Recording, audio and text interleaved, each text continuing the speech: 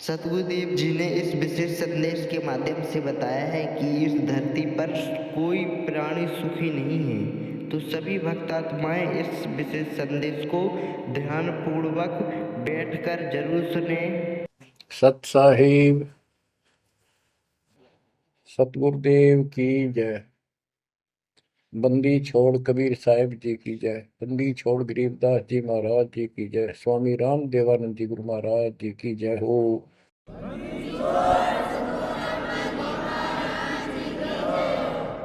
सर्व संतों की जय, सर्व भक्तों की जय, धर्मी पुरुषों की जय। श्री काशी धाम की जय, श्री सुडानी धाम की जय, श्री क्रोथा धाम की जय, श्री बरवाड़ा धाम की जय। सत साहिब। ग्रीव नमो नमो सतह पुरुष को, नमस्कार गुरु के नहीं। सुर नर मुनि जन साधु, संतों सर्व सुधी नहीं। सतगुरु साहिब संत सब, दंडवोतम प्रणाम। आगे पीछे मध्य हुए, तिन को जा कुर्बान। जय जय सतगुरु मेरे की, जय जय सतगुरु मेरे की। सदा साहिबी सुख से वसियो, उस सत्यलोक के डेरे की। जय जय सतगुरु मेरे, जय जय सतगुरु मेरे। सदा साहिबी सुख से वसियो, अमरपुरी के डेरे। निर्विकार निर्भय तू ही, और सकल बेमान। यदि साधो और सकल बेमान, सब पर तेरी साहिब, सब पर तेरी साहिबी। तुझ पर साहिब ना, निर्विकार निर्भय। परमपिता परमात्मा कबीर जी की असीम रजा से, मेरे गुरुदेव जी के आशीर्वाद से आज विश्व के मानव को अपने निज घर का ज्ञान हुआ। सब सदग्रंथों का सार परमात्मा के द्वारा बताया अध्यात्म ज्ञान प्राप्त हुआ। ये जन्म और मरण प्रत्येक देशवर की योनियों में, शरीरों में कष्ट क्यों, दुर्गति क्यों हो रही है, इसका ज्ञान हुआ। और आपको ये भी ज्ञान हुआ हमारा भगवान कौन है। आपको ये भी जानकारी हुई कि यहाँ से छुटकारा होगा कैसे।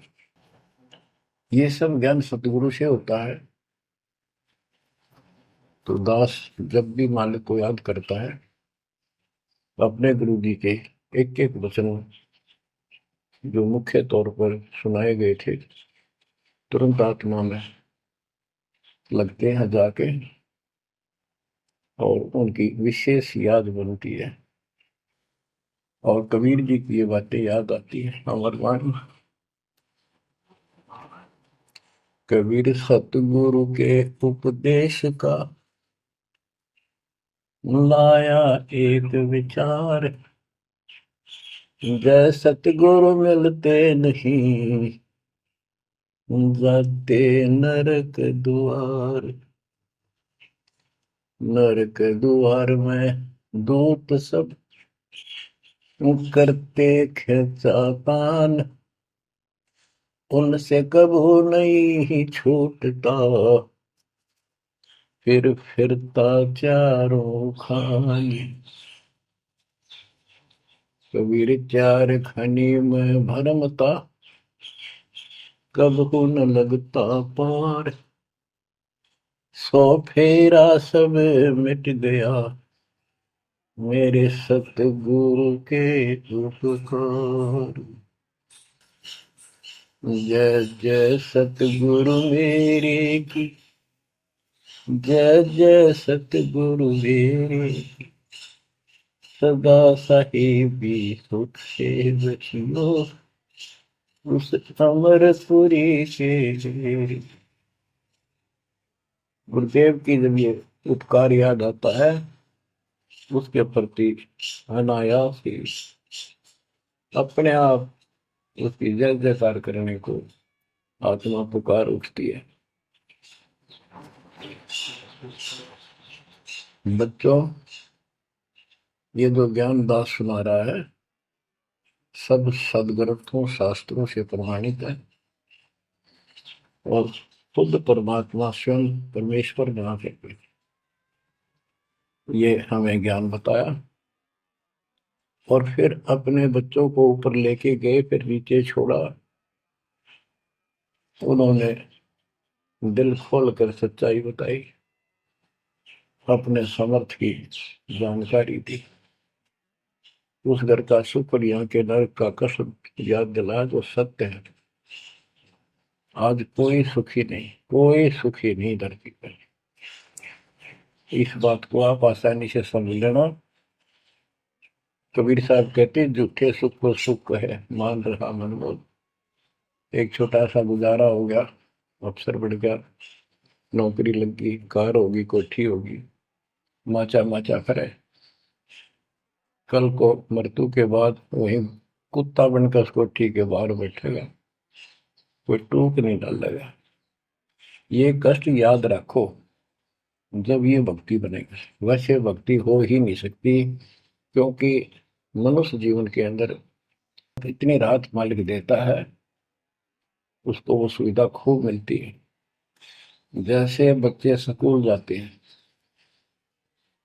पढ़ाई करते हैं, तो माता पिता उनको पूरी सुविधा देते हैं, अपनी स्थिति से बढ़कर, अपनी औकात से भी ज्यादा उन बच्चों पर खर्च करते हैं।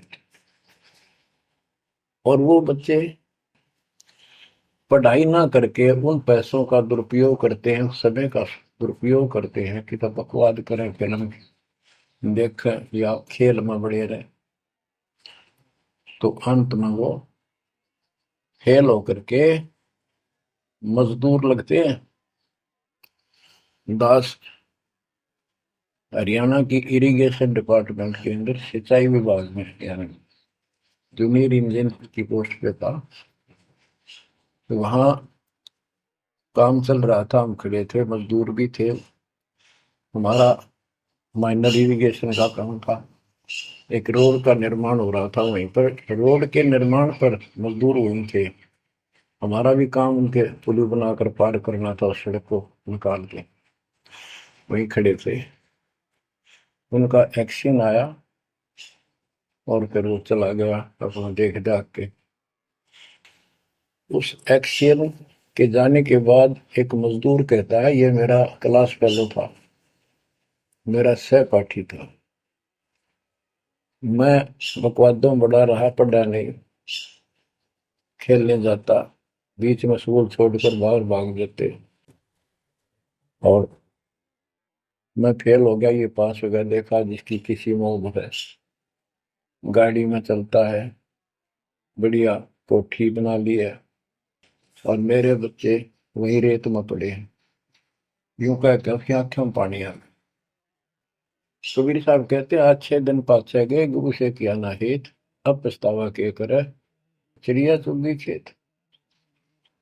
इसी प्रकार बच्चों, आज आप इस परमात्मा के कॉलेज में, स्कूल में, यदि आप ठीक से नहीं पढ़ोगे, नहीं सत्संग सुनोगे, सेवा नहीं करोगे, दान नहीं करोगे, मर्यादा का पालन नहीं करोगे, फिर ऐसे रहोगे। कबीर साहब कहते हैं, हिड़की दे दे रोवेगी सुरता जब तू चल लगी अकेली। हे आत्मा, जिस परिवार को और जिस ठाठ बाट को, जिस राज को, जिस पद को देख कर आज जो भगवान याद नहीं आता नालायक, यू तेरे साथ नहीं जागा। जिस दिन यम के दूध घसीट के ले जाएंगी, टक्कर मारेगी इधर उधर, डड्डा होगी बुरी तरह, तरीको भी नहीं सुनेगी। खिड़की दे रोएगी सुरता जब तू चल लेगी अकेली, आंख खोल के। बच्चों ये साफ बातें हैं, कति स्पष्ट है, 100% सत्य है, 200%, 1000% सत्य है, पर यह आत्मा क्यों ना मानती, यो मन ना मानने देता, तो यो मनाना पड़ेगा। अब इसका तरीका यही है, सत्संग सुनो, मनन किया करो, थोड़ी देर बैठ कर सोचा करो। यो नहीं बस सत्संग सुन रहे बस बंद हुआ फटाफट बातें, वो करूंगा, कर तो सारा लो। उसके अंदर भी परमात्मा मदद करेगा, तुम्हें लाभ मिलेगा ना, कति सिर पटक लियो कोई राहत नहीं मिलेगी। अगर यूं सेठ बनते हो तो सारे बन जाते, सारे बाजे बाजे, फिर पल्ला कुछ भी को नहीं। बच्चों आंख खोल लो बस। मैं तो आखिरी सांस तक ये बोलूंगा, क्योंकि मेरे अंदर तो ये फीड कर दिया मेरे दाता ने, मेरा कर्तव्य बना दिया। मैं अपने कर्तव्य पर उनको बोलूं नहीं। आगे आपकी किस्मत, आपके कर्म, आप कितना इसके ऊपर खरे उतरोगे, कितना इसको फॉलो करोगे। ग्रीव न्योली नाद सुभान गति, लड़े भुजंग हमेश, जड़ी जान नाम जगदीश है, विष नहीं व्याप शेष। एक वाणी में कितना गजल का ज्ञान भर दिया। न्योल नाद सुभान गति, लड़े भुजंग हमेश, जड़ी जानो जगदीश का नाम है, नाम जगदीश है, विष नहीं व्याप शेष। एक छोटा सा जानवर होता है, गिलहरी से थोड़ा बड़ा, न्योल, नेवला।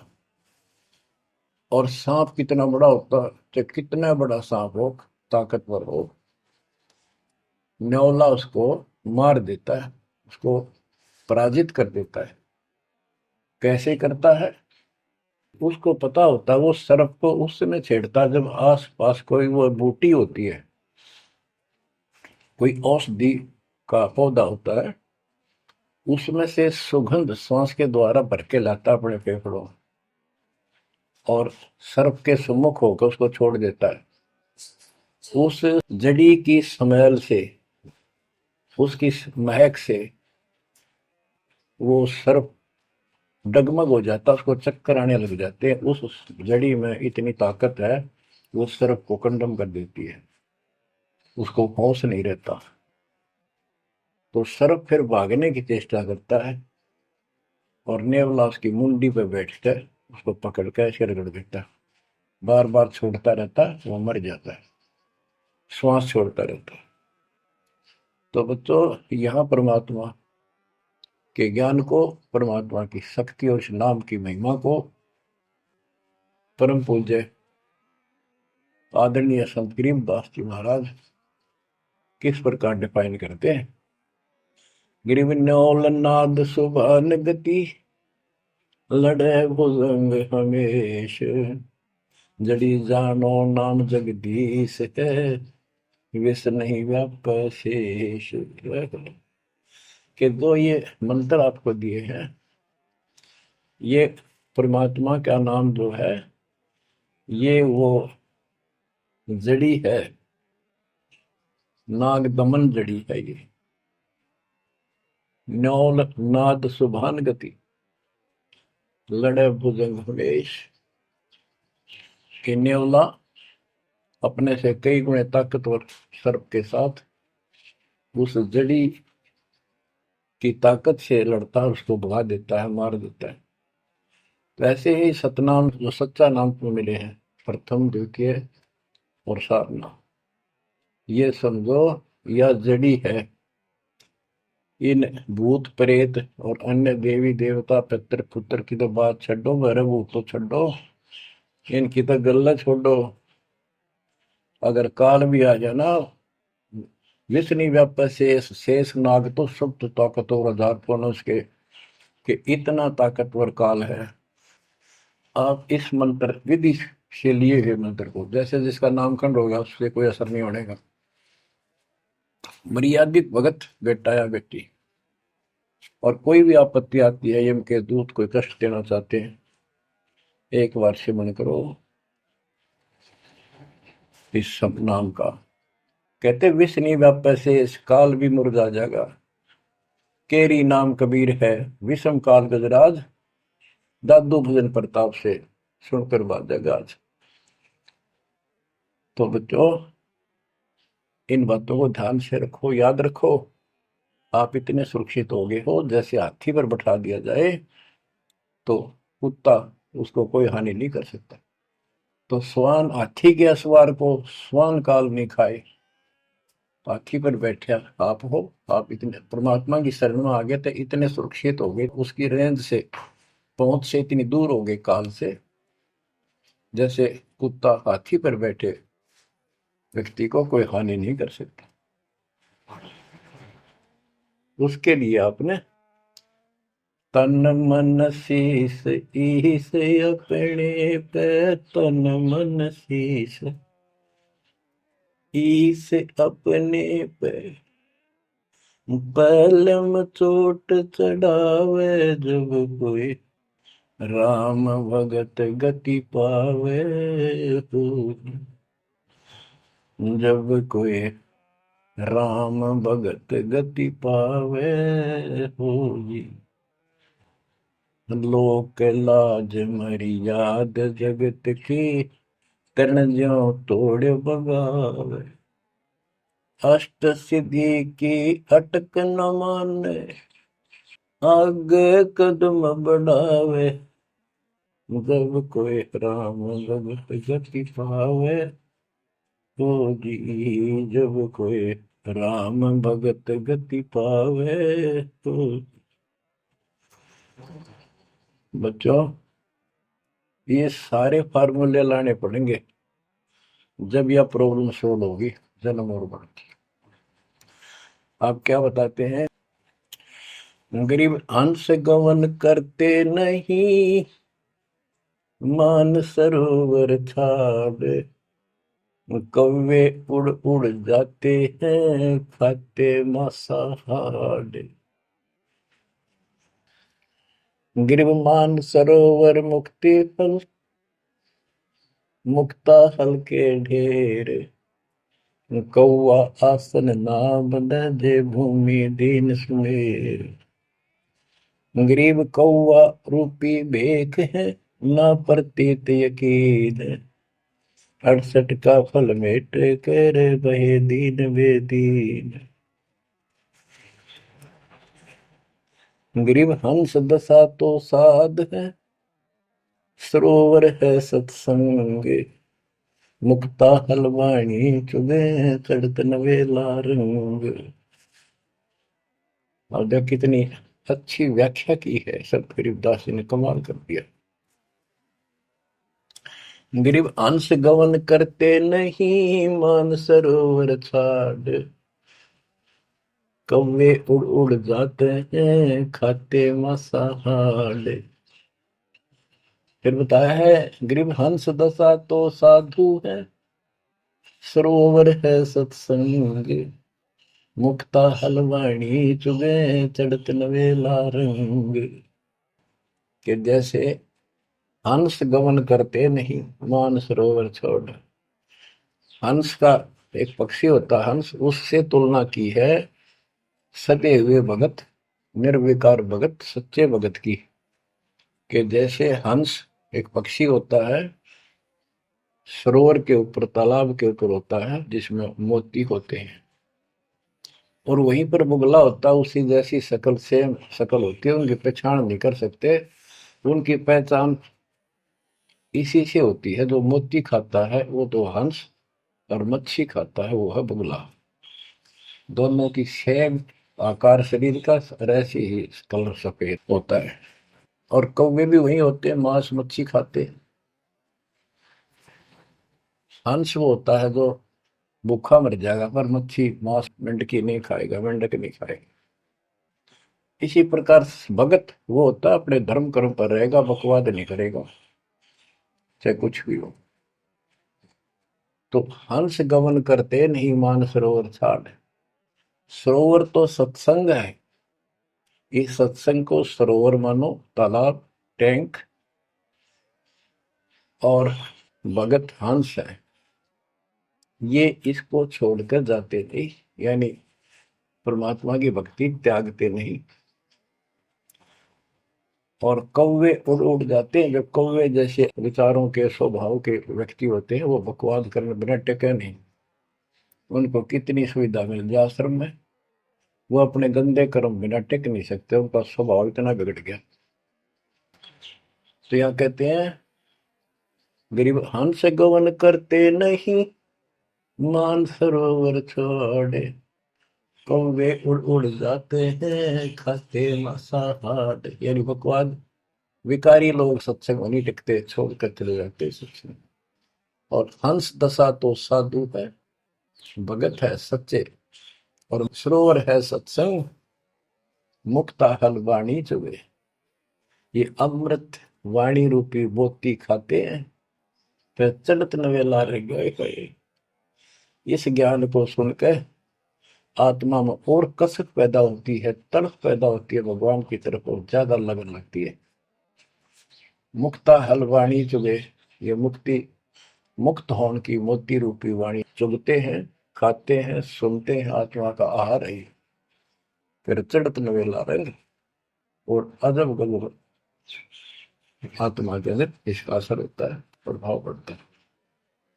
फिर वो बताते हैं, गरीब कोट वर्ष करे साधों की, पत्थर का जल में क्या भीजे, चंदन बन में रंग ला